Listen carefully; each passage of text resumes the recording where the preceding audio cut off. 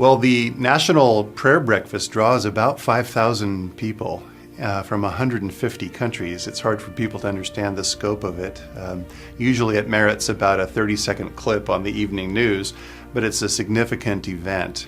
And of course, Washington, D.C. has every embassy in the world, and so many people come for the prayer breakfast and then they stay on and do their business.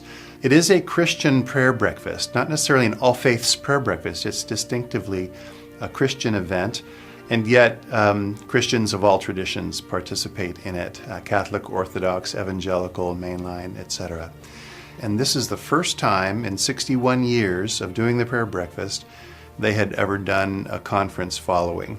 So there were 7 seminars presented, and they asked if I would come and present a seminar called City Transformation, which of course is a very special interest of mine. And so it was an honor to be asked and an honor to present. And it was a privilege to see Christians of both parties there together. And on the one hand, you could be very impressed with that Republicans and Democrats could set aside their differences, united by Christ. And yet, and this is something that President Obama pulled out during his speech during the event, that it's somewhat of an irony that we think more in terms of setting aside our differences for that special day, rather than utilizing our faith to work through our differences. And I thought that was actually a significant point. It's an opportunity for people of faith to think through the impact that their faith has on things like the political process, which can be so polarizing. So one of the most exciting things about the time in D.C. was being able to meet with Nat'l who, former president of FPU, and now has found himself as a senior advisor to the Assistant Secretary for Education.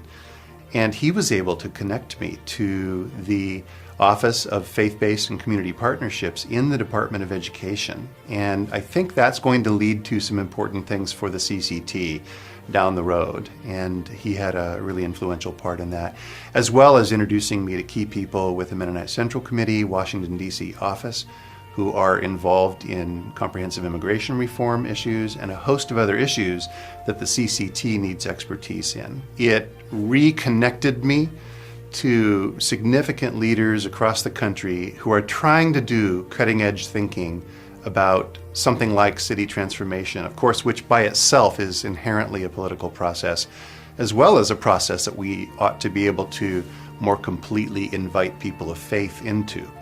Those relational connections are an important on-ramp to action. So I think it was a very fruitful time for that reason.